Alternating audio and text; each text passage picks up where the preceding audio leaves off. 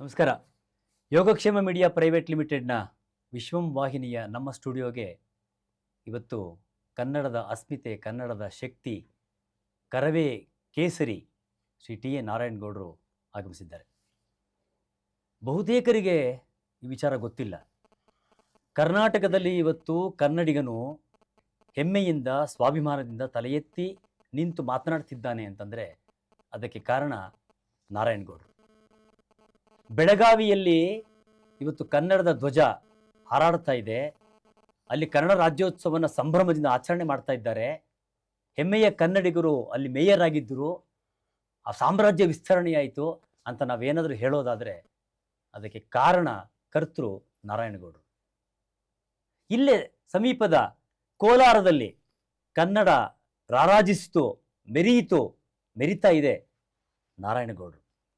ಬೆಂಗಳೂರಿನಾದ್ಯಂತ ಇರತಕ್ಕಂಥ ಯಾವುದೇ ಮಾಲ್ಗಳು, ಅಂಗಡಿಗಳು, ಎಲ್ಲ ಕಡೆಗಳಲ್ಲಿ ನಾಮಫಲಕಗಳಲ್ಲಿ ಕನ್ನಡ ದಪ್ಪ ದಪ್ಪ ಅಕ್ಷರಗಳಲ್ಲಿ ಇವತ್ತೇನಾದರೂ ರಾರಾಜಿಸ್ತಾ ಇದ್ದರೆ ಅದಕ್ಕೆ ಕಾರಣ, ಆ ಅಗ್ರಸ್ಥಾನಕ್ಕೆ ಕಾರಣ ನಾರಾಯಣಗೌಡರು.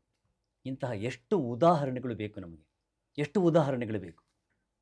ಅವರೇ ಒಂದು ಶಕ್ತಿ, ಅವರೇ ನಮ್ಮ ಶಕ್ತಿ. ಕನ್ನಡದ ಅಸ್ಮಿತೆ, ಕನ್ನಡ ಕನ್ನಡ ಕನ್ನಡ ಅಂತ ಹೇಳಿ 4 ದಶಕಗಳಿಂದ, ಒಂದೆರಡು ದಿನಗಳಲ್ಲ, ಒಂದೆರಡು ವರ್ಷಗಳಲ್ಲ, 4 ದಶಕಗಳಿಂದ ನಿರಂತರವಾಗಿ ಕುಳಿತರೆ ಕನ್ನಡ, ಮಲಗಿದರೆ ಕನ್ನಡ, ನಿಂತರೆ ಕನ್ನಡ ಅಂತ ತುಡಿಯುತ್ತಿರುವಂತಹ ಅವರ ಪ್ರಯತ್ನ, ಅವರ ಹೋರಾಟದ ಫಲವಾಗಿ ಕನ್ನಡಿಗರು ನಾವು ಇವತ್ತು ಇಲ್ಲಿ ಸಂಭ್ರಮಿಸ್ತಾ ಇದ್ದೇವೆ. ಒಂದು ಸರ್ಕಾರ ಮಾಡಬೇಕಾಗಿರ್ತಕ್ಕಂಥ ಅಷ್ಟು ಕೆಲಸವನ್ನು ಒಬ್ಬ ವ್ಯಕ್ತಿ ಮಾಡಿದ್ದಾರೆ ಅಂದರೆ ಅವರ ಶಕ್ತಿ ನಮಗೆ ಅರ್ಥವಾಗುತ್ತೆ. ಅದಕ್ಕೋಸ್ಕರವಾಗಿ ಅವರನ್ನು ಆತ್ಮೀಯವಾಗಿ ಬರಮಾಡಿಕೊಂಡು ಅವರ ಸುದೀರ್ಘವಾದ ಸಂದರ್ಶನ ಈಗಾಗಲೇ ನಾವು ದಾಖಲೆ ಮಾಡಿದ್ದೇವೆ. ಸುದೀರ್ಘವಾದ ಸಂದರ್ಶನ ಕೇಳ್ತಾ ಇಲ್ಲ, ಕೆಲವು ಚುಟುಕು ಪ್ರಶ್ನೆಗಳು, ಕುತೂಹಲದ ಪ್ರಶ್ನೆಗಳು ನನ್ನಲ್ಲಿವೆ. ಅದನ್ನು ಅವರಿಂದ ಕೇಳಬೇಕು ಅನ್ನೋ ಕುತೂಹಲದಲ್ಲಿ ಅವರನ್ನು ಬರಮಾಡಿಕೊಳ್ತಾ ಇದ್ದೇನೆ. ಮತ್ತೊಂದು ಪ್ರಯೋಗ ಏನು ಅಂದರೆ, ಇವತ್ತಿನ ಈ ಕಾರ್ಯಕ್ರಮದಲ್ಲಿ ವೀಕ್ಷಕರೇ, ನಾವು ಮಾತನಾಡ್ತೇವೆ ಅಥವಾ ನಮ್ಮಂಥವ್ರು ಮಾತನಾಡ್ತಾರೆ, ಅನೇಕರು ಬಂದು ಮಾತನಾಡ್ತಾರೆ, ಅವರನ್ನು ತೆರೆಗೆ ತಲುಪಿಸ್ತೇವೆ ನಾವು. ನೀವು ಮನೆಯಲ್ಲಿ ನೋಡ್ತೀರಿ, ಅವರ ಹಿಂದೆ ಅನೇಕರು ಕೆಲಸ ಮಾಡ್ತಾರೆ. ಛಾಯಾಗ್ರಾಹಕರು, ಅನೇಕರು ತಂತ್ರಗಳು ಕೆಲಸ ಮಾಡ್ತಾರೆ. ಅವರನ್ನು ತೋರಿಸುವ ಪ್ರಯತ್ನ ಮಾಧ್ಯಮದ ಇತಿಹಾಸದಲ್ಲಿ ನಡೆದಿಲ್ಲ. ಇವತ್ತು ನೀವು ನೋಡ್ತಾ ಇದ್ದೀರಿ, ಈ ಫ್ರೇಮ್ ನೋಡ್ತಾ ಇದ್ದರೆ ನಮ್ಮ ಹಿಂದೆ ನಮ್ಮನ್ನು ಕಾಣಿಸುವಂಥವರು ಕೆಲಸ ಮಾಡ್ತಿದ್ದಾರೆ. ಅವರನ್ನು ತೆರೆಗೆ ತರುವಂತಹ ವಿನೂತನ ಪ್ರಯತ್ನವನ್ನು ವಿಶ್ವಂ ವಾಹಿನಿ ಮಾಡ್ತಾ ಇದೆ, ವೈಚಾರಿಕ ವಾಹಿನಿ ಅಂತ ಹೇಳ್ತಾ ನಾನು ನೇರವಾಗಿ ಕರವೇ ಕೇಸರಿ ಅವರು ಮಾತಾಡ್ತಾರೆ. ಅಣ್ಣ ನಮಸ್ಕಾರ. ನಮಸ್ತೆ. ನಮಸ್ತೆ ಅಣ್ಣ, ನನಗೆ ಒಂದು ಕುತೂಹಲದ ಪ್ರಶ್ನೆ. ಕನ್ನಡ ನಮಗೆ ಮಾತೃಭಾಷೆ, ಕನ್ನಡ ನಮಗೆ ತಾಯಿ ನುಡಿ, ಹೌದಾ ಇಲ್ಲವೋ? ನಿಮಗೆ ಕನ್ನಡ ಅಂದರೆ ಏನು? ನನಗೆ ಕನ್ನಡ ಅಂದರೆ ಅದು ಪ್ರಾಣ. ಕನ್ನಡ ಅಂದರೆ ಅದೊಂದು ತ್ರಾಣ. ಕನ್ನಡ ಅಂದರೆ ಅದೊಂದು ಉಸಿರು. ಕನ್ನಡ ಅನ್ನೋದು ಇಡೀ ಪ್ರಪಂಚದಲ್ಲಿ ಗುರುತಿಸಿಕೊಳ್ಳುವಂಥ ಒಂದು ವಿಚಾರ. ನನ್ನ ನೆಲ ಕನ್ನಡ, ನನ್ನ ಬಲ ಕನ್ನಡ, ನನ್ನ ಜಲ ಕನ್ನಡ, ನನ್ನ ಉಸಿರು ಕನ್ನಡ, ನನ್ನ ಸರ್ವಸ್ವವೂ ಕನ್ನಡ. ಅದು ಬಿಟ್ಟರೆ ಕನ್ನಡ ಅನ್ನೋದಕ್ಕೆ ಒಂದಷ್ಟು ನಾವು ಚೌಕಟ್ಟು ಹಾಕೊಳ್ಳಿಕ್ಕೆ ಸಾಧ್ಯನೇ ಇಲ್ಲ. ಬೆಳಗ್ಗೆ ಎದ್ದರೆ ರಾತ್ರಿ ಮಲಗುವಾಗಲೂ ಸಹ ಒಂದು ಕನಸು ಬಿದ್ದರೆ ಆ ಕನಸು ಕನ್ನಡವೇ ಆಗಿರುತ್ತೆ ಅಂದಾಗ ಯಾಕೆ ನಿಮ್ಗೆ ಈ ರೀತಿಯ ಕನ್ನಡದ ಪ್ರೇಮ, ಅತಿಯಾದ ಹುಚ್ಚು? ಅದು ಎಲ್ಲರಲ್ಲೂ ನನಗೆ ಅಂತ ಅಲ್ಲ, ಎಲ್ಲರಲ್ಲೂ ಬರಬೇಕಾಗತ್ತೆ. ಅದು ನಮ್ಗೆ ಬರ್ತಾ ಇಲ್ವಲ್ಲ. ಆ ಬರದೇ ಇರೋದಕ್ಕೆ ನಾವು ನಮ್ಮ ಒಳಗಡೆ ಇರುವಂಥ ಅಂತರಂಗದಲ್ಲಿ ಅದನ್ನು ತುಂಬಿಕೊಳ್ಳಿಲ್ಲ ಅಂದರೆ ಕಷ್ಟ ಆಗತ್ತೆ. ಯಾಕೆಂದರೆ ನಾವು ಭಾಷೆಯಿಂದಲೇ ಭಾರತದೊಳಗೆ ಗುರುತಿಸ್ಕೊಂಡಕ್ಕೆ ಆಗಿದ್ದು, ಭಾಷೆಯಿಂದಲೇ ಪ್ರಪಂಚದಲ್ಲಿ ಕರ್ನಾಟಕ ಅಂತ ಗುರುತಿಸ್ಕೊಳ್ಳೋಕೆ ಆಗಿದ್ದು, ಭಾಷೆಯಿಂದಲೇ ಬೆಂಗಳೂರು ವಿಶ್ವವಿಖ್ಯಾತಿ ಆಗಿದ್ದು. ಭಾಷೆ ಇಲ್ಲದೆ ಹೋಗಿದ್ರೆ ಕನ್ನಡಿಗ ಅಂತ ಗುರುತಿಸ್ಲಿಕ್ಕೆ ಏನಿತ್ತು? ಏನೂ ಇಲ್ಲ. ಹಾಗಾಗಿ ಒಂದು ಕನ್ನಡ ಅದು ವಿಶ್ವದಲ್ಲಿ ತಲುಪಿದ್ದು ಒಂದು ಭಾಷೆಯಿಂದ. ಹಾಗಾಗಿ 12ನೇ ಶತಮಾನದಲ್ಲಿ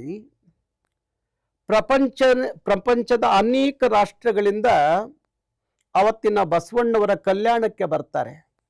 ಕಲ್ಯಾಣದ ಮಹಾಮನೆಗೆ ಬಂದಾಗ ಅವರ ಮಾತೃಭಾಷೆಗಳು ಬೇರೆ ಆಗಿದ್ರೂ ಸಹ ಅವರೆಲ್ಲ ಇಲ್ಲಿ ಬಂದು ಕನ್ನಡ ಕಲಿತು ಕನ್ನಡದಲ್ಲಿ ವಚನಗಳನ್ನು ಬರೀತಾರೆ. 12ನೇ ಶತಮಾನಕ್ಕೆ, ಬಹುಶಃ ನಾವ್ಯಾರು ಹುಟ್ಟಿರಲಿಲ್ಲ, 12ನೇ ಶತಮಾನಕ್ಕೆ ಕನ್ನಡ ವಿಶ್ವ ಭಾಷೆಯಾಗಿ ಕಾಣಿಸ್ಕೊಳ್ಳೋದಾದ್ರೆ ನಮ್ಮ ರಕ್ತನಾಡಿಗಳಲ್ಲಿ ಕನ್ನಡ ಯಾಕೆ ಆಗಬಾರದು? ಒಳ್ಳೆ ಹಾಗಾಗಿ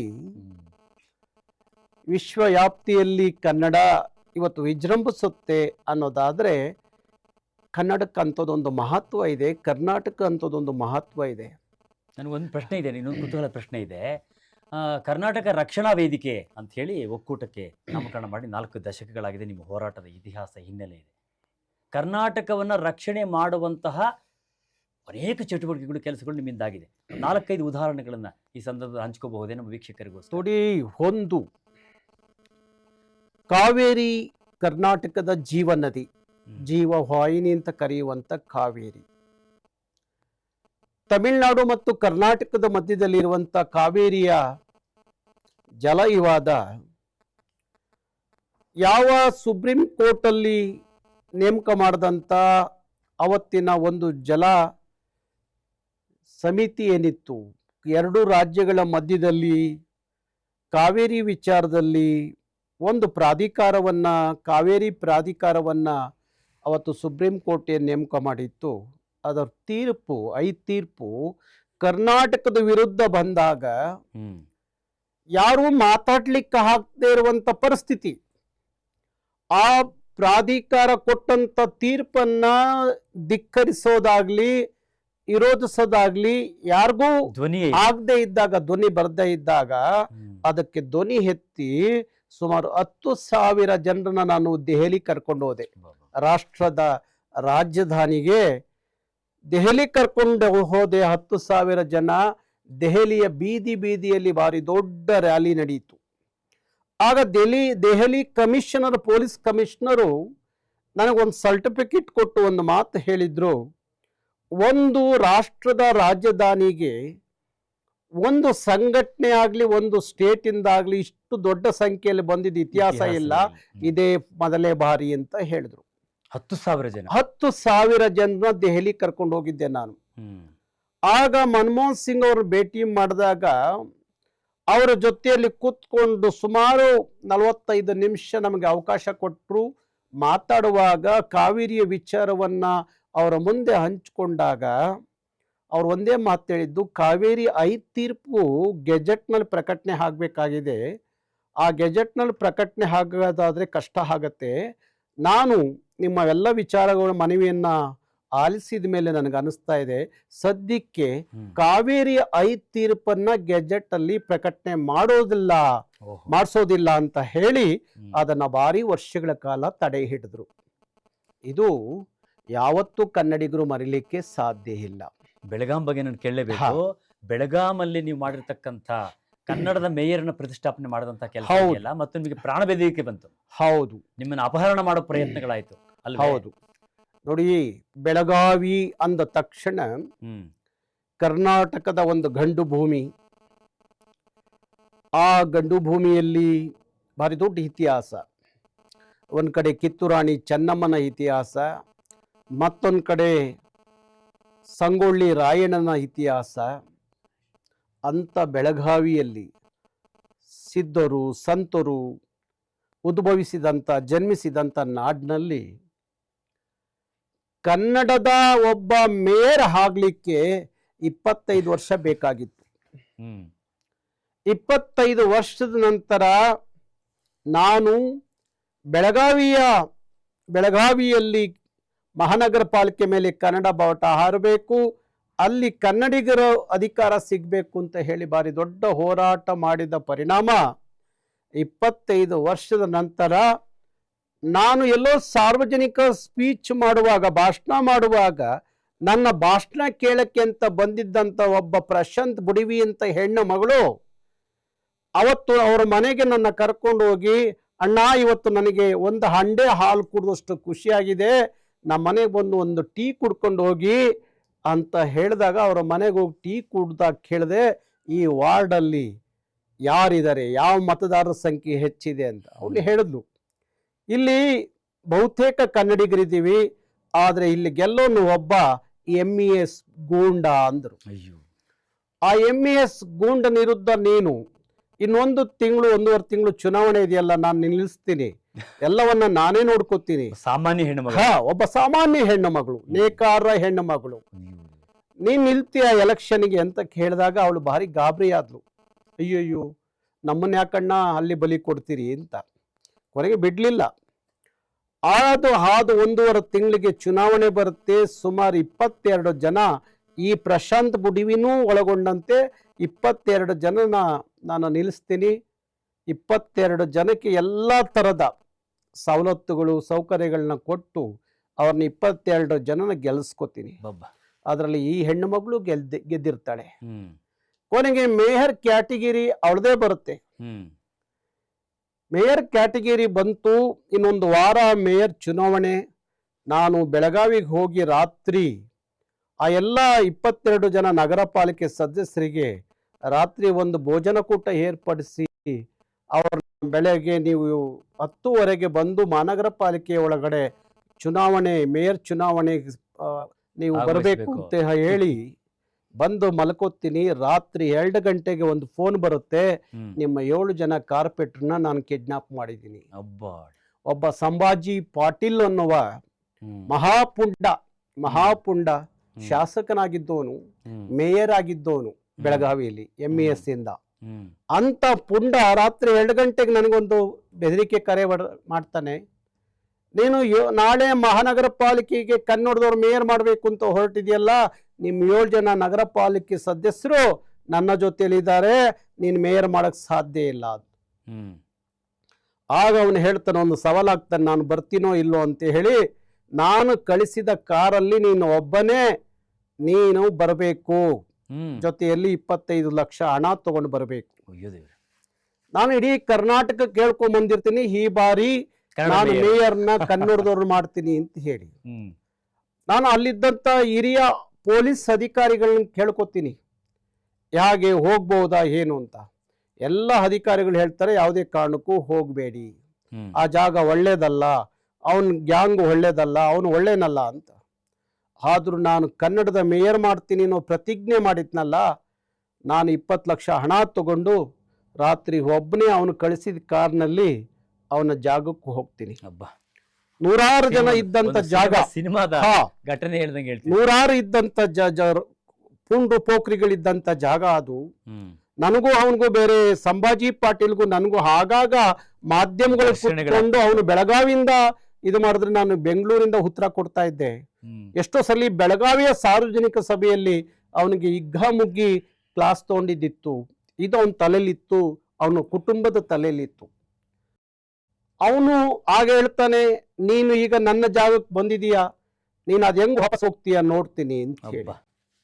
ಅವನ ಹೆಂಡತಿ ಇವನಿಗಿಂತ ಭಾರಿ ಆರ್ಭಟವನ್ನ ಮಾಡ್ತಾ ಇದ್ಲು. ಮಧ್ಯರಾತ್ರಿ 3 ಗಂಟೆ 4 ಗಂಟೆ ರಾತ್ರಿಯಲ್ಲಿ ನಡೀತಿರುವಂತ ಸಂದರ್ಶನ. ಕೊನೆಗೆ ನಾನು ಒಂದು ಮಾತು ಹೇಳಿದೆ, ನೀನು ಶಾಸಕನಾಗಿದೀಯಾ, ಪ್ರಮಾಣವಚನ ಸ್ವೀಕಾರ ಮಾಡ್ಲಿಕ್ಕೆ ಬೆಂಗಳೂರು ಬರಬೇಕು ಅನ್ನೋದಾದ್ರೆ ಇದೆಲ್ಲ ಬಿಟ್ಟು ನ್ಯಾಯವಾಗಿ ಅವ್ರನ್ನ ನನ್ನ ಜೊತೆಲಿ ಕಳಿಸ್ಕೊಡು, ಇಲ್ಲದೆ ಹೋದ್ರೆ ನೀನು ಯಾವುದೇ ಕಾರಣಕ್ಕೂ ಬೆಂಗಳೂರಿಗೆ ಹೋಗಕ್ಕಾಗಲ್ಲ, ವಿಧಾನಸೌಧ ಮೆಟ್ಲು ಹತ್ತಕ್ಕಾಗಲ್ಲ ಅಂತ ಹೇಳಿದಾಗ ಆಗ ಒಂದು ಸ್ವಲ್ಪ ಮೆತ್ತಗೆ ಹಾಕ್ತಾನೆ. ಆಗ 7 ಜನನ್ನ ನನ್ನ ಜೊತೆಲಿ ಕಳಿಸ್ಕೊಡ್ತಾನೆ, 20 ಲಕ್ಷ ದುಡ್ಡು ತಗೊಂಡು. ಆಗ ನಾನು ಕರ್ಕೊಂಬಂದು ಅವ್ರನ್ನ ಇಡೀ ರಾತ್ರಿ ನಾನು ಅವರು ಒಂದು ಕಡೆ ಇಟ್ಟು ಬೆಳಗ್ಗೆ 25 ವರ್ಷದ ನಂತರ ಬೆಳಗಾವಿ ಮಹಾನಗರ ಪಾಲಿಕೆಗೆ ಈ ಹೆಣ್ಣು ಮಗಳು ಪ್ರಶಾಂತ್ ಬುಡಿವಿ ಎನ್ನುವ ಈ ಹೆಣ್ಣು ಮಗಳನ್ನ ಮೇಯರ್ ಮಾಡಿ ಕಿತ್ತೂರಾಣಿ ಚೆನ್ನಮ್ಮನಿಗೆ ರಾಯಣ್ಣನಿಗೆ ಮಾಲಾರ್ಪಣೆ ಮಾಡಿ ಬೆಳಗಾವಿಯಿಂದ ಬೆಂಗಳೂರಿಗೆ ಬರ್ತೀನಿ. ನೀವು ಎಷ್ಟು ಸರಿ ಜೈಲಿಗೆ ಹೋಗಿದ್ದೀರಣ್ಣ? ಕುತೂಹಲ ಕೇಳಿ. ಬಹುಶಃ ನಾನು ಒಂದು 7 ಬಾರಿ ಜೈಲಿಗೆ ಹೋಗಿ. ಏನ್ ತಪ್ಪು ಮಾಡಿ ಅಪರಾಧ ಮಾಡಿದಿರಿ? ಅಪರಾಧ ಅಂದ್ರೆ ನನ್ನ ನಾಡಿಗಾಗಿ, ನನ್ನ ನುಡಿಗಾಗಿ, ಗಡಿಗಾಗಿ, ನನ್ನ ನಾಡಿನ ನೆಲಜಲಗಳ ರಕ್ಷಣೆಗಾಗಿ ಹೋದಂಥದ್ದೇ ಹೊರತು ನನ್ನ ಸ್ವಂತಕ್ಕೆ ಅಂತ ನಾನು ಇವತ್ತವರೆಗೂ 40 ವರ್ಷದ ಹೋರಾಟದ ಹಾದಿಯಲ್ಲಿ ಒಂದು ಪೊಲೀಸ್ ಸ್ಟೇಷನ್ ಮೆಟ್ಲು ಹತ್ತಿಲ್ಲ ನಾನು ನನ್ನ ಸ್ವಂತಕ್ಕೆ. ಇವತ್ತು ನನ್ನ ಮೇಲೆ 42 ಕೇಸ್ ಇದ್ದೇವೆ. 97 ಇತ್ತು, ಈಗ 42 ಬಹುತೇಕ ಬಂದಿದೆ. ನೀವು ವರ್ಷಗಳ ಅನೇಕ ದಿನ ಹೌದು. ಇರ್ತೀರಿ. ದಿನಕ್ಕೆ 30 ದಿವಸ ನನಗೆ ಕೋರ್ಟ್ ಕಟ್ಕಟ್ಟೆಗೆ ಹೋಗಿ ನಿಲ್ಲಬೇಕು. ನಿಮ್ ಮುಜುರ ಆಗಲ್ವೇ? ಯಾಕೆ ಮುಜುಗರ ಆಗುತ್ತೆ? ನನ್ನ ಭಾಷೆಗಾಗಿ, ನನ್ನ ನಾಡಿಗಾಗಿ, ನನ್ನ ನುಡಿಗಾಗಿ ನಾನು ಕೋರ್ಟ್ ಕಟ್ಕಟ್ಟೆ ನಿಂತ್ಕೊಂಡಿದ್ದೀನಿ, ಜೈಲಿಗೆ ಹೋಗಿದ್ದೀನಿ, ಜೈಲಲ್ಲಿ ಇದ್ದೀನಿ ಅಂದ್ರೆ ನನಗೆ ಯಾವುದು ಮುಜುಗರ ಅಂತ ಅನ್ಸಿಲ್ಲ. ದರೋಡೆ ಮಾಡಿದ್ರು, ಲೂಟಿ ಮಾಡಿದ್ರು, ಇನ್ನೂ ಸರ್ಕಾರದ ಹಣ ಹೊಡೆದಿದ್ರು, ಇಲ್ಲ ಯಾರ್ದು ಕಂಡರ್ ಜಾಗ ಲೂಟಿ ಮಾಡಿದ್ರು, ಹಂಚಬೇಕಾಗಿತ್ತು. ನನ್ನ ಭಾಷೆಗೋಸ್ಕರ, ನನ್ನ ನಾಡಿಗೋಸ್ಕರ, ನನ್ನ ನೆಲ ಜಲ ರಕ್ಷಣೆಗೋಸ್ಕರ ನಾನು ಕೇಸು ಹಾಕಿದ್ದು, ಜೈಲಿಗೆ ಹೋಗಿದ್ರೆ ನನಗೆ ಅದು ಹಿರಿಮೆ ಇದೆ. ನಾನು ಹೇಳ್ತಾ ಇರ್ತೀನಿ ನಮ್ಮ ಕಾರ್ಯಕರ್ತರಿಗೆ, ಈ ನಾಡಿಗಾಗಿ, ಈ ನುಡಿಗಾಗಿ ಜೈಲಿಗೆ ಹೋದ್ರೆ, ಒಂದ್ಸಲಿ ಜೈಲಿಗೆ ಹೋದ್ರೆ ಸಿಂಗಲ್ ಸ್ಟಾರು, 2 ಸಲ ಜೈಲಿಗೆ ಹೋದ್ರೆ ಡಬಲ್ ಸ್ಟಾರು, 3 ಸಲ ಜೈಲಿಗೆ ಹೋದ್ರೆ ತ್ರಿಬಲ್ ಸ್ಟಾರು ಅಂತ ಹೇಳ್ತಾ ಇರ್ತೀನಿ. ಹಾಗಿರುವಾಗ ಸ್ಟಾರ್ ಕೊಡ್ಬೇಕೀಗ ನನಗೆ 7 ಸ್ಟಾರ್ ಕೊಡಬೇಕು. 7 ಸ್ಟಾರ್ ತಗೊಳ್ಳೋಲ್ಲಿ ಯಾರು ಇಲ್ಲ ಅಲ್ಲಿ. ನಾನು 7 ಬಾರಿ ಜೈಲಿಗೆ ಹೋಗಿದ್ದೀನಿ. ಕನ್ನಡದ ಇತಿಹಾಸದಲ್ಲಿ ಹೋರಾಟಗಾರರು ಯಾರಾದ್ರೂ ಸೆರೆಮನೆಗೆ ಹೋಗಿರ್ತಕ್ಕ ಉದಾಹರಣೆ ಇದೆಯೇ? ಬಹುತೇಕ ನನ್ನ ಗರಡಿಯಲ್ಲಿ ಪಳಗದಂತವ್ರು ಬಿಟ್ರೆ, ನನ್ನ ಜೊತೆ ಜೈಲಿಗೆ ಬಂದವ್ರು ಬಿಟ್ರೆ, ಇನ್ನು ಯಾರೋ ಹೋರಾಟಗಾರರು ಅಂತ ಹೇಳ್ಕೊಂಡಿದಾರಲ್ಲ, ಅವರು ಲಾಕಪ್ಪಿಗೆ ಹೋಗಿರ್ಬೋದು, ಪೊಲೀಸ್ ಲಾಕಪ್ ಅಲ್ಲಿ ಇರ್ಬೋದು ಅಷ್ಟೇ, ಜೈಲಿಗೆ ಹೋದ ಉದಾಹರಣೆ ಇಲ್ಲ. ಒಂದು. ಎರಡನೇದು, ನನ್ನಷ್ಟು ಜೈಲಿಗೆ ಹೋದವರು ಇತಿಹಾಸದಲ್ಲಿ ಕನ್ನಡ ಚಳವಳಿಯಲ್ಲಿ ಯಾರೂ ಇಲ್ಲ. ಮತ್ತು ನೀವು ಅನುಭವಿಸಿರೋದು ಹೌದು, ಅವಮಾನ ಇದೆಯಲ್ಲ. ಹೌದು. ಅನೇಕ ಸಂದರ್ಭದಲ್ಲಿ ನನ್ನ ಒಬ್ಬನ್ನೇ ತಗೊಂಡೋಗಿ 2 ದಿನ ಊಟ, 2-3 ದಿನ ಊಟ ಕೊಡ್ದಂಗೆ ಒಂದು ಸೆಲ್ಲಲ್ಲಿ ಹಾಕಿ ಬಾರಿ ಕೆಟ್ಟದಾಗ ನಡೆಸ್ಕೊಂಡಂತದ್ದು ಇದೆ. ಇದೇ ಸಂದರ್ಭ ನಿಮಗೆ ಮಗು ಹುಟ್ಟಿದಾಗ ಹೌದು, ನೀವು ಸೆರೆಮನೆಯಲ್ಲಿ ಇರ್ತೀರಿ. ಹೌದು. ನನಗೆ 2 ಮಕ್ಕಳು, ಒಬ್ಳು ಮಗಳು ಮತ್ತು ಮಗ. ಮಗಳು ಹುಟ್ಟುವಾಗ ದೇವೇಗೌಡರು ಮುಖ್ಯಮಂತ್ರಿ ಆಗಿದ್ರು ಕರ್ನಾಟಕದಲ್ಲಿ. ರಾತ್ರೋರಾತ್ರಿ RTMC ನೀರ್ನ ತಮಿಳ್ನಾಡು ಕೊಟ್ರು. ನಾನು ಅವತ್ತು ದೇವೇಗೌಡರ ವಿರುದ್ಧ ಬಾರಿ ದೊಡ್ಡ ಹೋರಾಟ ಮಾಡಿದೆ ಅಂತ ಹೇಳಿ ನಾನು ತಗೊಂಡೋಗಿ 1 ತಿಂಗಳು 13 ದಿವಸ ಜೈಲಲ್ಲಿ ಇಟ್ರು. ನನ್ನ ಮನೆಯಲ್ಲಿ ನನ್ನ ಮಗಳು ಹುಟ್ಟಿದ್ಲು. 2004 SM ಕೃಷ್ಣ ಅವರು ಮುಖ್ಯಮಂತ್ರಿ. ಅವತ್ತು ಸಹ ಇದೇ ಕಾವೇರಿ ವಿಚಾರ, ಅವರು ಕದ್ದು ಮುಚ್ಚಿ ತಮಿಳ್ನಾಡಿಗೆ RTMC ನೀರು ಬಿಟ್ರು. ನಾನು ರಾತ್ರಿ 2 ಗಂಟೆಯಲ್ಲಿ ಅವ್ರ ಮನೆ ಮುಂದೆ ಗಲಾಟೆ ಮಾಡಿದೆ. ನಾನು ತಗೊಂಡೋಗಿ 1 ತಿಂಗಳು ಜೈಲಲ್ಲಿ ಇಟ್ರು. ನಾನು ಜೈಲಲ್ಲಿದ್ದೆ, ಮನೆಯಲ್ಲಿ ಮಗ ಹುಟ್ಟ. 2 ಮಕ್ಕಳು ಹುಟ್ಟುವಾಗಲೂ ನಾನು ಜೈಲಲ್ಲೇ ಇದ್ದೆ. 2 ಕಾವೇರಿ ವಿಚಾರ. ಇದರಿಂದ ನಿಮ್ಗೆ ಯಾವ ತರ ಅನ್ಸಿದ್ಯಾ ಅಣ್ಣ, ನನ್ಗೆ ಯಾಕೆ ಬೇಕಾಗಿತ್ತು ಇವೆಲ್ಲ? ಒಂದೇ ಒಂದು ಕ್ಷಣ ಅನ್ಸುತ್ತೆ, ಒಂದೇ ಒಂದು ಕ್ಷಣ ಅನ್ಸುತ್ತೆ. ಈ ದೊಡ್ಡ ಸಂಖ್ಯೆ 7.5 ಕೋಟಿ ಕನ್ನಡಿಗರು ಎಲ್ಲೋ ಒಂದ್ ಕಡೆ ಸುಮ್ಮನಿದ್ದು, ನಾನೊಬ್ಬ ಹೋರಾಡುವಾಗ, ನಾನೊಬ್ಬ ಜೈಲಿಗೆ ಹೋಗುವಾಗ, ನಾನೊಬ್ಬ ಕಷ್ಟ ನಷ್ಟ ದುಃಖ ದುಮಾನೆಯನ್ನು ಅನುಭವಿಸುವಾಗ ಇದು ನಾನು ಒಬ್ಬನಿಗೆ ಬೇಕಾಗಿತ್ತು ಅಂತ ಅನ್ಸುತ್ತೆ. ಆದ್ರೆ ಮರುಕ್ಷಣ ಸೋಲ್ನ ಒಪ್ಕೋಬೇಡ ಅಂತ ಹೇಳುತ್ತೆ. ಕನ್ನಡದ ವಿಚಾರದಲ್ಲಿ ರಾಜಿ ಮಾಡ್ಕೋಬೇಡ ಅಂತ ಹೇಳುತ್ತೆ. ಕನ್ನಡದ ವಿಚಾರದಲ್ಲಿ ಹಿಂದಕ್ಕೆ ಹೆಜ್ಜೆ ಇಡಬೇಡ ಅಂತ ಹೇಳುತ್ತೆ. ಕನ್ನಡದ ವಿಚಾರದಲ್ಲಿ ಬೆನ್ನು ತೋರಿಸಿ ಓಡಬೇಡ ಅಂತ ಹೇಳುತ್ತೆ. ಆ ಕ್ಷಣ, ಆ ಸಂದರ್ಭ ನಾನು ಇನ್ನೊಂದಷ್ಟು ಪ್ರಚೋದಿಸುತ್ತೆ, ಇನ್ನೊಂದಷ್ಟು ಕನ್ನಡದ ಸ್ವಾಭಿಮಾನದ ಕಿಚ್ಚನ ನನ್ನ ಒಳಗಡೆ ತುಂಬುತ್ತಾ ಹೊರತು ನಾನು ಯಾವತ್ತು ಯಾರಿಗೂ ಎದ್ರಿ, ಎಂತೆಂಥವ್ರಿಗೂ ಎದ್ರಿ ನಾನು ಯಾವತ್ತು ಬೆನ್ನು ತೋರಿಸಿ ಓಡೋಗಿದ್ದ ಇತಿಹಾಸನೇ ಇಲ್ಲ. ನಿಮಗೆ ಪ್ರಾಣ ಬೆದರಿಕೆ ಬಂದಿದೆಯಾ? ಅನೇಕ ಸಂದರ್ಭದಲ್ಲಿ ಬಂದಿದೆ. ಇಡೀ ಬೆಂಗಳೂರು ರೌಡಿಗಳೆಲ್ಲ ಒಂದ್ ಕಡೆ ನಿಂತಿದಾಗ ನಾನು ಒಬ್ಬನೇ ಒಂದ್ ಕಡೆ ನಿಂತು ಎದುರಿಸಿದ್ದೀನಿ. ಅಂಥದ್ದು ಯಾವುದಕ್ಕೂ ನಾನು ಹಂಜುದವನು ಅಲ್ಲ, ಅಳುಕ್ತೋನು ಅಲ್ಲ. ಹಾಗಾಗಿ ಅಂಗರಕ್ಷಕರು ಯಾರಿಲ್ಲ, ಯಾರು ಇಲ್ಲ, ಯಾವ ಅಂಗರಕ್ಷಕರು ಇಲ್ಲ. ನನಗೆ ನನ್ನ ತಾಯಿ ಅಂಗರಕ್ಷಕಿ, ಕನ್ನಡ ತಾಯಿ ಭುವನೇಶ್ವರಿ, ರಾಜರಾಜೇಶ್ವರಿ ನನ್ನ ಬೆನ್ನಿಂದೆ ಇರುವಾಗ ನನಗೆ ಯಾರ ಅಂಗರಕ್ಷಕರ ಅಗತ್ಯ ಇಲ್ಲ ಅಂತ ಅನ್ಸುತ್ತೆ. ಆ ತಾಯಿ ಇವತ್ತರೆಗೂ ನನ್ನ ಕಾಪಾಡಿದಾಳೆ, ಮುಂದೂ ಕಾಪಾಡ್ತಾಳೆ.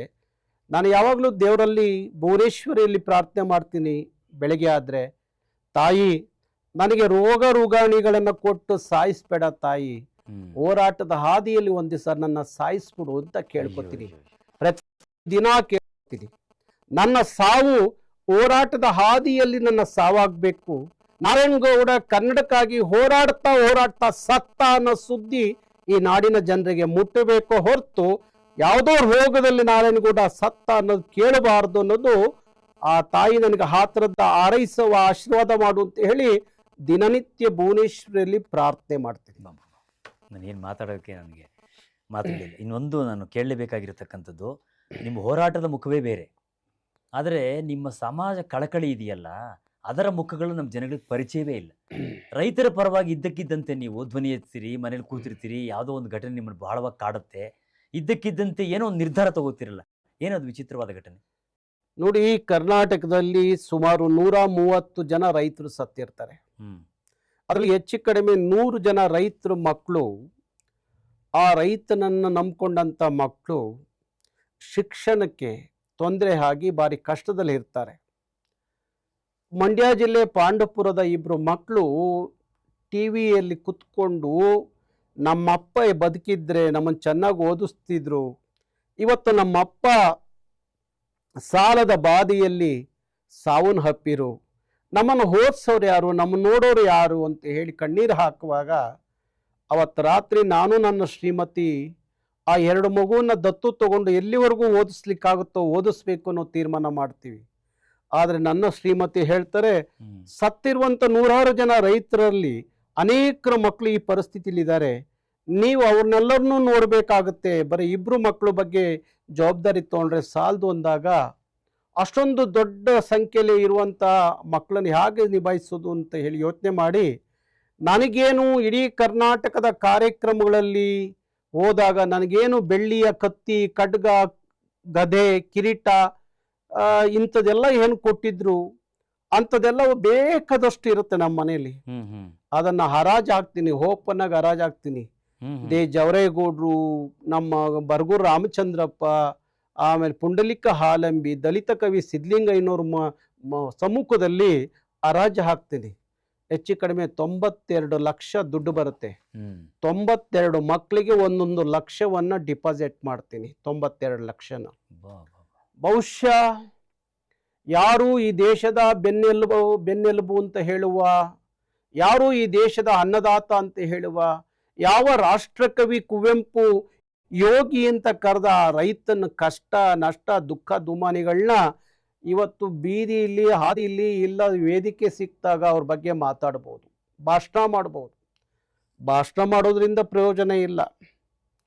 ಕಷ್ಟದಲ್ಲಿ ನಷ್ಟದಲ್ಲಿದ್ದಂಥ ರೈತರನ್ನ, ಆ ನೋವುಗಳಿಗೆ ಕರ್ನಾಟಕ ರಕ್ಷಣಾ ವೇದಿಕೆ ಅವತ್ತು ಮಿಡಿದ ಸಂದರ್ಭ ಇತ್ತಲ್ಲ, ಅದು ಆ ರೈತರ ಮಕ್ಕಳಿಗೆ ಇವತ್ತು ಒಳ್ಳೊಳ್ಳೆ ಎಜುಕೇಶನ್ ಮಾಡಿಕೊಂಡು ಒಳ್ಳೊಳ್ಳೆ ಸ್ಥಾನಮಾನದಲ್ಲಿದ್ದಾರೆ. ಬಹುಶಃ ನಾವು KRS ಕಟ್ಟುವಾಗ ಇಂಥ ಕಥೆಯನ್ನು ಹೌದು. ಒಡವೆಗಳನ್ನ ನನಗೆ ಚಿತ್ರದುರ್ಗದ ಸ್ವಾಮೀಜಿಗಳು ಒಂದು ಪತ್ರವನ್ನ ಬರೆದಿದ್ರು. ಮಾದಾರ ಚೆನ್ನಯ್ಯ ಅಂತ ಹೇಳಿ ಸ್ವಾಮೀಜಿಗಳು ಒಂದು ಪತ್ರ ಬರೀತಾರೆ.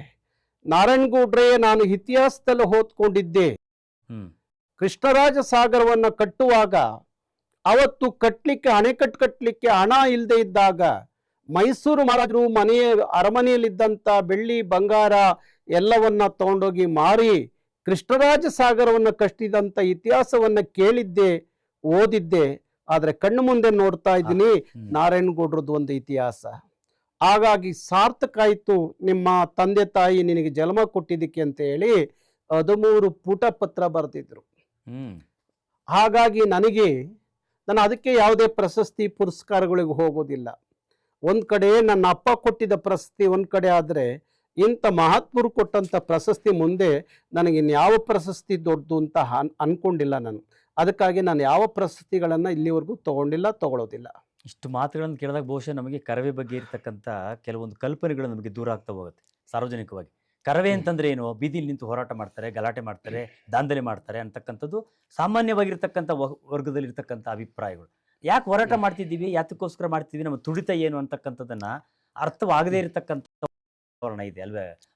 ದೂರದ ಬೆಟ್ಟ ನುಣ್ಣುಗೆ ಅಂತ ಒಂದು ಗಾದಿ ಮಾತಿದೆ. ಎಲ್ಲೋ ನಿಂತು ಮಾತಾಡೋರಿಗೆ, ಎಲ್ಲೋ ಸೋಷಿಯಲ್ ಮೀಡಿಯಾದಲ್ಲಿ ಬರೆಯೋರಿಗೆ, ಅವ್ರು ಯಾರು ಒಂದ್ ದಿವಸ ನಾರಾಯಣಗೌಡ್ರು ಮುಂದೆ ಬಂದು 10 ನಿಮಿಷ ಮಾತಾಡಿದ್ರೆ ನಾರಾಯಣಗೌಡ್ರು ಇನ್ನೊಂದು ಮುಖ ಏನು ಅಂತ ಗೊತ್ತಾಗುತ್ತೆ. ನಿಜ ನಿಜ ನಿಜ. ಯಾಕೆಂದ್ರೆ ನಾನು ಎಷ್ಟು ಕನ್ನಡದ ವಿಚಾರ ಬಂದಾಗ ಕ್ರಾಂತಿಕಾರಿನೋ, ಯಾರಾದ್ರೂ ನೊಂದು ಬೆಂದು ನನ್ನ ಹತ್ರ ಬಂದಾಗ ಕಷ್ಟನೋ ದುಃಖನೋ ದುಮಾನಿನೋ ಹೇಳ್ಕೊಂಡು ಬಂದಾಗ ಎಲ್ಲರಿಗಿಂತ ಹತ್ತಿರವಾಗಿ ನಾರಾಯಣಗೌಡ ಅವ್ರ ಜೊತೆಲಿ ತುಂಬಾ ಉದಾಹರಣೆಗಳಿದೆ, ಕಲಾವಿದರಿಗೆ ನೀವು ಮಾಡಿರ್ತಕ್ಕಂಥ ಸಹಾಯಗಳು. ಹಾಗಾಗಿ ನಮ್ಮ ಜನ ಎಲ್ಲೋ ಕೂತಿರ್ತಾರೆ, ಎಲ್ಲೋ ಸೋಷಿಯಲ್ ಮೀಡಿಯಾದಲ್ಲಿ ಏನೋ ಮಾತಾಡ್ತಾರೆ, ಏನೋ ಬರೀತಾರೆ. ಆದ್ರೆ ನಾರಾಯಣಗೌಡರ ಇತಿಹಾಸವನ್ನ ಒಂದು ಸಲ ತಿರ್ಚಿ ನೋಡಿದ್ರೆ ಗೊತ್ತಾಗತ್ತೆ, ನಾರಾಯಣಗೌಡರು ಉದ್ಭವ ಮೂರ್ತಿ ಅಲ್ಲ, ಏಕಾಏಕಿ ಉದ್ಭವಿಸಿದ ಉದ್ಭವ ಮೂರ್ತಿ ಅಲ್ಲ. ನಾರಾಯಣಗೌಡರು ತಿಂದಂತ ಉಳಿ ಹೇಟೆಗಳನ್ನ ಇವ್ರು ಯಾರಾದ್ರೂ ತಿಂದುಬಿಟ್ರೆ ಒಂದು ದಿವಸ ಈ ಕರ್ನಾಟಕನೂ ಬೇಡ ಕನ್ನಡನೂ ಬೇಡ ಅಂತೇಳಿ ಹೋಗ್ಬಿಡೋರು ದೇಶಾಂತರ. ಆದ್ರೆ ನಾರಾಯಣಗೌಡರು ಲಕ್ಷ ಲಕ್ಷ ಹುಳಿ ಹೆಟ್ಟು ತಿಂದ್ರು ಯಾವತ್ತು ಮನಸ್ಸಲ್ಲಿ ನನ್ನ ಭಾಷೆ ನನ್ನ ನಾಡು ಬಿಟ್ಟು ಹೋಗ್ಬೇಕು ಅಂತ ಅನ್ಸಿಲ್ಲ. ಇಲ್ಲೇ ಇದ್ದು ಎದುರಿಸಿ ಕನ್ನಡಿಗರಿಗೆ ಎಲ್ಲಾ ರೀತಿಯ ಎಲ್ಲಾ ಪ್ರಕಾರಗಳಲ್ಲಿ ಸಾರ್ವಭೌಮತೆಯನ್ನು ತಂದು ಕೊಡೋವರೆಗೂ ವಿಜೃಂಭಿಸಬಾರ್ದು, ವಿಶ್ರಾಂತಿಸಬಾರ್ದು ಅಂತ ಹೇಳಿ ಇವತ್ತಿಗೂ 24 ಗಂಟೆ ನನ್ನ ಮಿಡಿತ ಅದು ಕನ್ನಡ ಕನ್ನಡ ಅಂತಿರುತ್ತೋ ಹೊತ್ತು ಬೇರೆ ಏನು ಹೇಳಲ್ಲ. ನಿಮ್ಮ ಶಕ್ತಿ ಏನು? ನನ್ನ ಶಕ್ತಿ ನಿಸ್ವಾರ್ಥದ ಸೇವೆ, ಹಾಗೆ ನನ್ನ ತಾಯಿನಾಡು, ಹಾಗೆ ನನ್ನ ಹಿಂದೆ ಇರುವಂತ ಲಕ್ಷಾಂತರ ಕಾರ್ಯಕರ್ತರು. ಎಷ್ಟಿದ್ದಾರೆ ವ್ಯಾಪ್ತಿ? ಕರ್ವೆ ವ್ಯಾಪ್ತಿ ಸುಮಾರು 82 ಲಕ್ಷ ನೋಂದಾಯಿತ ಕಾರ್ಯಕರ್ತರಿದ್ದಾರೆ. ಸುಮಾರು 16,000 ಶಾಖೆಗಳಿದ್ದಾವೆ. ಕರ್ನಾಟಕ ಅಲ್ಲ, ದೇಶ ಅಲ್ಲ, ಪ್ರಪಂಚದ ಎಲ್ಲ ರಾಷ್ಟ್ರಗಳಲ್ಲಿ ಎಲ್ಲೆಲ್ಲಿ ಕನ್ನಡಿಗರಿದ್ದಾರೋ ಅಲ್ಲೆಲ್ಲ ರಕ್ಷಣಾ ವೇದಿಕೆ ಅಭಿಮಾನಿಗಳಿದ್ದಾರೆ. ಹಾಗಾಗಿ ವಿಶ್ವವ್ಯಾಪ್ತಿಯಲ್ಲಿ ಕರ್ನಾಟಕ ರಕ್ಷಣಾ ವೇದಿಕೆ ಇವತ್ತು ಕನ್ನಡಿಗರ ಅಂತರಂಗದಲ್ಲಿ ಮನೆ ಮಾತಾಗಿದೆ. ಹಾಗಾಗಿ ರಕ್ಷಣಾ ವೇದಿಕೆಯ ತಾಯಿ ಬೇರು ಭಾರಿ ಆಳವಾಗಿ ಬೇರು ಬಿಟ್ಟಿರೋದ್ರಿಂದ ಅದನ್ನು ಯಾರೂ ಆ ಬುಡವನ್ನು ಅಳ್ಳಾಡ್ಸಕ್ಕೆ ಆಗೋದಿಲ್ಲ. ಯಾಕೆಂದರೆ ಅಲ್ಲಿ ಹಿಂದೆ ನನ್ನ ಕಾಯುವ ಒಂದು ದೊಡ್ಡ ಕನ್ನಡ ತಾಯಿ ಅನ್ನುವ ಶಕ್ತಿ ಕನ್ನಡಮ್ಮ ನನ್ನ ಜೊತೆಲಿ ಇರುವಾಗ ಎಂಥದೇ ಕಷ್ಟ ನಷ್ಟ ದುಃಖ ದುಮಾನಿ ಬಂದಾಗ ಎಲ್ಲೋ ನನಗೊಂದು ಕೇಳಿಸುವ ಕೂಗೇನು ಅಂದರೆ, ನಾನಿದ್ದೀನಿ ಮಗನೇ ಅನ್ನುವ ಕೂಗಿದೆಯಲ್ಲ, ಆ ಕೂಗು ನನ್ನ ಇಲ್ಲಿವರೆಗೂ ಕರ್ಕೊಂಡ್ಬಂದಿದೆ, ಮುಂದೆಯೂ ಕರ್ಕೊಂಡು ಹೋಗುತ್ತೆ ಅಂತ ಅನ್ಕೊಂಡಿದ್ದೀನಿ. ನಾನು ಕೇಳಬೇಕಾದ ಪ್ರಶ್ನೆ, ಇಷ್ಟೆಲ್ಲ ಕೇಳಿದ ಮೇಲೆ ಕನ್ನಡಿಗರಾಗಿ ನಾವೇನು ಮಾಡಬೇಕು? ನಮ್ಮ ಕರ್ತವ್ಯ ಏನು? ನೀವೇನು ಹೇಳಕ್ಕೆ ಇಷ್ಟಪಡ್ತೀರಿ? ಕನ್ನಡಿಗನೇ ಇದು ನಿನ್ನ ಕರ್ತವ್ಯ ಅಂತ ನೇರವಾಗಿ ಹೇಳಬೇಕು. ಕನ್ನಡಿಗನಿಗೆ ನನ್ನತನ ಅನ್ನೋದು ಬರಬೇಕು, ಇದು ನಂದು ಅನ್ನೋದು ಬರಬೇಕು. ನನ್ನ ಭಾಷೆ, ಒಬ್ಬ ಕವಿ ಹೇಳ್ತಾನೆ, ನನ್ನ ಭಾಷೆ ನನ್ನ ನಾಡು ಅನ್ನೋದ ದೇಹ ಅದು ಸುಡುಗಾಡು ಅಂತ. ಹಾಗಾಗಿ ಪ್ರತಿಯೊಬ್ಬ ಕನ್ನಡಿಗ ಇದು ನನ್ನ ಭಾಷೆ, ಇದು ನನ್ನ ನಾಡು, ನನ್ನ ನೆಲ ಅನ್ನುವ ಅಭಿಮಾನ ಬಂದುಬಿಟ್ರೆ, ಕಾಳಜಿ ಬಂದುಬಿಟ್ರೆ, ಆಗ ಕರ್ನಾಟಕದಲ್ಲಿ ಪುಟ್ಟಪ್ಪನವ್ರು ಹೇಳ್ತಾರಲ್ಲ, ಕನ್ನಡಿಗರೇ ಸಾರ್ವಭೌಮರು ಅಂತ, ಹಂಗೆ ಸಾರ್ವಭೌಮತೆ ಎಲ್ಲ ಪ್ರಕಾರಗಳಲ್ಲಿ ಕನ್ನಡಿಗರ ಕೈಯಲ್ಲಿ ಉಳಿಯುತ್ತೆ. ಆ ಕನ್ನಡತನವನ್ನು ಮರೆತ್ರೆ ಕನ್ನಡಿಗರು ಕರ್ನಾಟಕದಲ್ಲಿ ಪರಕೀಯರಂತೆ ಬದುಕುವ ಪರಿಸ್ಥಿತಿ ಕೇವಲ 16 ವರ್ಷಗಳಲ್ಲಿ ಬರುತ್ತೆ. ಅದು ಬರೋದು ಬೇಡ ಅಂದರೆ ಕನ್ನಡಿಗರಿಗೆ ನನ್ನ ನಾಡು, ನನ್ನ ನುಡಿ, ನನ್ನ ಭಾಷೆ, ನನ್ನ ಸಂಸ್ಕೃತಿ, ನನ್ನ ಜನ, ನನ್ನ ಬದುಕು, ನನ್ನ ಸಾರ್ವಭೌಮತೆ ಇಲ್ಲೇ ಅಂತ ತೀರ್ಮಾನ ಮಾಡುವಂಥ ಶಕ್ತಿ, ಯೋಚಿಸುವ ಶಕ್ತಿ ಕನ್ನಡಿಗರಿಗೆ ಬಂದರೆ ಆಗ ಕನ್ನಡಿಗರು ಎಲ್ಲ ಕಾಲಕ್ಕೂ ಇಲ್ಲಿ ಚೆನ್ನಾಗಿರ್ತಾರೆ. ಆದರೆ ಕನ್ನಡದಲ್ಲಿ ಮಾತ್ರ ನಮ್ಗೆ ಅವಮಾನ ಅಲ್ಲ. ಯಾತಕ್ಕೆ ಅವಮಾನ? ನನ್ನ ತಾಯಿಯ ಭಾಷೆಯನ್ನು ನಾನು ಮಾತಾಡೋಕ್ಕೆ ಅವಮಾನ ಅನ್ನೋದಾದರೆ ಆ ಗರ್ಭದಲ್ಲೇ ಹುಟ್ಟಬಾರ್ದಲ್ವಾ? ಆ ಗರ್ಭದಲ್ಲಿ ಹುಟ್ಟಿದ್ದೀನಿ ಎಂದಾಗ ಅದು ಅವಮಾನ ಅಂತ ಹೇಳ್ಕೊಂಡ್ರೆ ಅದಕ್ಕಿಂತ ನಾಚಿಗೇಡೇನಿದೆ? ನನ್ನ ತಾಯಿ ಅರಕ್ಲ ಸೀರೆ ಹುಟ್ಟಿದಳೋ, ಮಾಸಿದ ಸೀರೆ ಹುಟ್ಟಿದಳೋ, ಅವಳು ನನ್ನ ತಾಯಿನೇ ಅಲ್ವಾ? ಯಾರೋ ಭಾರಿ ಶ್ರೀಮಂತ ಹೆಣ್ಮಗಳು ಬಂದು ನಾನು ನಿಮ್ಮ ತಾಯಿ ಅಂತ ಹೇಳಿದ್ರೆ ನನ್ನ ಅಂತರಂಗ ತಾಯಿ ಅಂತ ಒಪ್ಕೊಳ್ಳೋಕೆ ಸಾಧ್ಯನಾ? ಯಾರೋ ಹೆಣ್ಣು ಮಗಳು ನನ್ನ ತಾಯಿ ಆಗಕ್ಕೆ ಸಾಧ್ಯನಾ? ಅವಳು ಯಾಗಿದ್ರು ನನ್ನ ತಾಯಿನೇ ಹೊರತು ತಾಯಿ ಸ್ಥಾನವನ್ನು ಜಗತ್ನಲ್ಲಿ ಯಾರು ತುಂಬಲಿಕ್ಕೆ ಸಾಧ್ಯ ಇಲ್ಲ. ಗೊತ್ತಾಯ್ತಾ? ಹಾಗಾಗಿ ಇದನ್ನು ಚೆನ್ನಾಗಿ ಅರ್ಥ ಮಾಡ್ಕೊಂಬಿಟ್ರೆ, ನಾನು ಯಾರಿಗೂ ಬೇರೆ ಭಾಷೆ ಕಲಿಬೇಡಿ ಅಂತ ಹೇಳಲ್ಲ, ಕಲಿಯೋಕ್ಕೆ ಕೋಟಿ ಭಾಷೆ ಕಲ್ತ್ಕೊಳ್ಳಿ. ಆದರೆ ನಿನ್ನ ಮಾತೃಭಾಷೆ ಅನ್ನೋದಿದೆಯಲ್ಲ, ಆ ವಿಚಾರದಲ್ಲಿ ನೀವು ರಾಜಿ ಆಗಬೇಡಿ. ಯಾರ ಜೊತೆಯಲ್ಲೂ, ಯಾವ ಜೊತೆಯಲ್ಲೂ ರಾಜಿ ಆಗಬೇಡಿ. ಯಾಕೆಂದರೆ ಬೇರೆ ಭಾಷೆಗಳು ಯಾವುದೋ ಕ್ಷಣಕ್ಕೆ ಕುಡಿಯೋಕ್ಕೆ ಸಿಗುವಂಥ ನೀರೋ ಮಜ್ಜಿಗೆನೋ ಆಗ್ಬೋದು, ಆದರೆ ಎಲ್ಲ ಕಾಲಕ್ಕೂ ಸಿಗುವ ಅಮೃತ ಯಾವುದು ಅಂದ್ರೆ ಅದು ನನ್ನ ಕನ್ನಡ. ಹಾಗಾಗಿ ಕನ್ನಡದಲ್ಲಿ ಜೀವಿಸಿ, ಕರ್ನಾಟಕದಲ್ಲಿ ಜೀವಿಸಿ, ಕನ್ನಡ ಸಂಸ್ಕೃತಿಯಲ್ಲಿ ಜೀವಿಸಿ, ಕನ್ನಡಿಗನಾಗಿ ಜೀವಿಸಿ ನಿಂತಾಗ ಮಾತ್ರ ನಿನ್ನ ನೆಲ, ನಿನ್ನ ನಾಡು, ನಿನ್ನ ಭಾಷೆ ನಿನ್ನ ಕೈಯಲ್ಲಿ ಉಳಿಯುತ್ತೆ. ಅದನ್ನು ಕಳ್ಕೋಬೇಕು ಅನ್ನೋದಾದರೆ ನೀನು ಯಾವಾಗ ಇದನ್ನೆಲ್ಲವನ್ನು ಬಿಟ್ಟು ದೂರ ನಿಂತ್ಕೋತೀಯೋ ಆಗ ನಿನ್ನ ತನವನ್ನೆಲ್ಲ ಕಳ್ಕೊಂಡು ನಿನ್ನ ನೆಲದಲ್ಲಿ ನೀನೇ ಪರಕೀಯರಂತೆ ಬದುಕುವ ಪರಿಸ್ಥಿತಿ ಬರುತ್ತೆ. ಕನ್ನಡಕ್ಕೆ ಅಪಮಾನವಾದರೆ ಅವಮಾನವಾದರೆ ನಾವು ಪ್ರತಿಕ್ರಿಯೆ ಮಾಡೋದಿಲ್ಲ. ನೀವು ಇದ್ದಕ್ಕಿದ್ದಕ್ಕೆ ಸಿಡಿದು ಹೇಳ್ತೀರಿ, ಇದ್ದಕ್ಕಿದ್ದಕ್ಕೆ ಪ್ರತಿಕ್ರಿಯೆ ಕೊಡ್ತೀರಿ. ಕನ್ನಡಕ್ಕೆ ಅಪಮಾನವಾದಾಗ ಕನ್ನಡಿಗರು ಏನು ಮಾಡಬೇಕು? ಅದನ್ನೇ ಹೇಳೋದು, ಸಹಿಸಿಕೊಳ್ಳುವ ಗುಣವನ್ನು ಬಿಡಿ. ಅಪಮಾನವಾದಾಗ ಸಹಿಸಿಕೊಳ್ಳುವ ಗುಣವನ್ನು ಬಿಡಿ, ಸಹಿಸ್ಕೋಬಾರ್ದು. ನಾವ್ಯಾರು ಏನು ಅಪರಾಧ ಮಾಡಿಲ್ಲ. ಕನ್ನಡಿಗರಷ್ಟು ಒಳ್ಳೆಯ ಜನ ಪ್ರಪಂಚದಲ್ಲಿ ಎಲ್ಲೂ ಸಿಗಲ್ಲ. ಅಂಥ ಜನ ನಾವು ಅಂತ ಹೇಳಿ ಅಂದ್ಕೊಳ್ಳುವಾಗ ನಮ್ಮ ಬುಡಕ್ಕೆ ಯಾರಾದರೂ ಕೈ ಹಾಕ್ತಾರೆ ಅಂದಾಗ ಸುಮ್ಮನೆ ಕೂರಕ್ಕೆ ಆಗಬಾರ್ದು. ಹಾಗಾಗಿ ಕನ್ನಡದ ವಿಚಾರಕ್ಕೆ, ನಾಡು ನುಡಿಯ ವಿಚಾರಕ್ಕೆ ಯಾರಾದರೂ ಅಪಚಾರ ಮಾಡ್ತಾರೆ ಅಂದರೆ ನನ್ನ ರಕ್ತ ಕುದಿಯುತ್ತೆ. ಆ ಕ್ಷಣದಲ್ಲಿ ಅವ್ರನ್ನ ಸುಮ್ಮನೆ ಬಿಡಬಾರ್ದು ಅಂತ ಅನಿಸುತ್ತೆ. ಹಾಗಾಗಿ ನನಗೆ ಕುದಿಯುವ ಆ ರಕ್ತ ಪ್ರತಿಯೊಬ್ಬ ಕನ್ನಡಿಗರಲ್ಲಿ ಕುದಿಲಿ, ನಂದು ಇದು ಅನ್ನುವ ಮನಸ್ಥಿತಿಯಲ್ಲಿ ಅವರು ಬದುಕಲಿ, ಜೀವಿಸ್ಲಿ ಅನ್ನೋದೇ ನಾನು ಕನ್ನಡಿಗರಿಗೆ ಕೊಡುವ ಕರೆ. ಕರ್ನಾಟಕ ಮತ್ತು ಕನ್ನಡಕಕ್ಕೆ ಈಗ ಅಗತ್ಯವಾಗಿ ಏನಾಗಬೇಕಾಗಿದೆ? ಕರ್ನಾಟಕದ ಎಲ್ಲ ಮಕ್ಕಳಿಗೆ ಕರ್ನಾಟಕದ ನೆಲದಲ್ಲಿ ಬದುಕನ್ನು ಕಟ್ಕೊಡ್ಲಿಕ್ಕೆ ಅವಕಾಶ ಆಗಬೇಕು. ಕರ್ನಾಟಕದ ನೆಲದಲ್ಲಿ ಕನ್ನಡದ ಮಕ್ಕಳು ಎಲ್ಲ ವ್ಯಾಪಾರ ಮಾಡುವಂಥದ್ದು ಆಗಬೇಕು. ಕನ್ನಡ 100ಕ್ಕೆ 100ರಷ್ಟು ಇಲ್ಲಿ ವಿಜೃಂಭಿಸಬೇಕು, ಸಂಭ್ರಮಿಸಬೇಕು. ಇದೇ ನನ್ನ ಮೂಲ ಉದ್ದೇಶ. ಕರ್ನಾಟಕದ ಎಲ್ಲ ಜಲ ಸಮಸ್ಯೆಗಳು ಪರಿಹಾರ ಸಿಗಬೇಕು, ಎಲ್ಲ ಗಡಿ ಸಮಸ್ಯೆಗಳಿಗೆ ಪರಿಹಾರ ಕಾಣ್ಕೋಬೇಕು.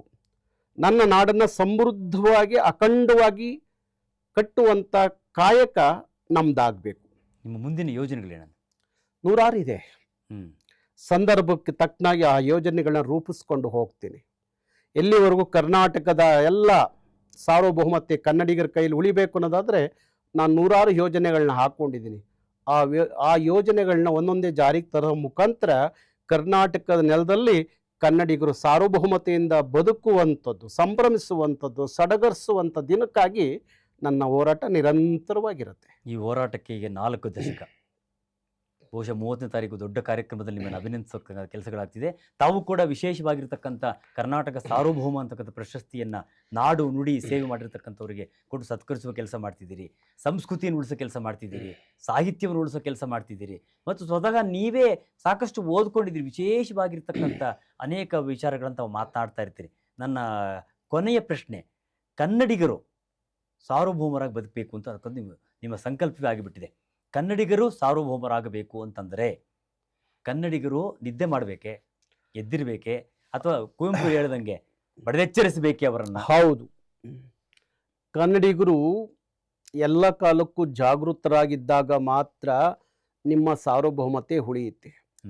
ಹಾಗೆ ಗಡಿಯಲ್ಲಿ ಸೈನಿಕರು ಹಗಲು ರಾತ್ರಿ ಎನ್ನದೆ ದೇಶ ರಕ್ಷಣೆಗಾಗಿ ನಿಂತ್ಕೊಂಡು ಕೆಲಸ ಮಾಡ್ತಾರಲ್ಲ, ಹಂಗೆ ನನ್ನ ನಾಡನ್ನು ರಕ್ಷಣೆ ಮಾಡಬೇಕು ಅನ್ನೋದಾದರೆ ಕನ್ನಡಿಗರು ಹಗಲು ರಾತ್ರಿ ಅನ್ನದೇ ಎಚ್ಚರಿಕೆಯಿಂದ ನಮ್ಮ ನಾಡನ್ನು, ನಮ್ಮ ನುಡಿಯನ್ನು, ನಮ್ಮ ನೆಲವನ್ನು, ನಮ್ಮ ಜಲವನ್ನು, ನಮ್ಮ ಸಂಸ್ಕೃತಿಯನ್ನು, ನಮ್ಮ ಆಚಾರ ವಿಚಾರಗಳನ್ನು ಎಲ್ಲ ಕಾಲಕ್ಕೂ ಉಳಿಸ್ಕೊಂಡು ಬೆಳೆಸ್ಕೊಂಡು ಅದನ್ನು ಶ್ರೀಮಂತಗೊಳಿಸಬೇಕು ಅನ್ನೋದಾದರೆ ಕನ್ನಡಿಗರು ಎಚ್ಚರಿಕೆಯಿಂದ ಇರಬೇಕು. ಅದಕ್ಕೆ ನಾನು ಹೇಳಿದ್ದು, ಎಚ್ಚರಾಗು ಕನ್ನಡಿಗ ಎಚ್ಚರಾಗು, ಬಾರಿಸು ಕನ್ನಡ ಡಿಂಡಿಮವ, ಬಾರಿಸು ಕನ್ನಡ ಡಿಂಡಿಮವ, ಓರು ಕರ್ನಾಟಕ ಹೃದಯ ಶಿವ.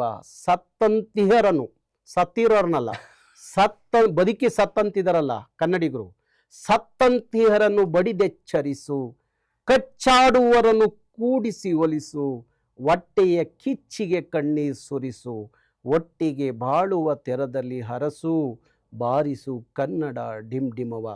ಇದು ಆಗಬೇಕು.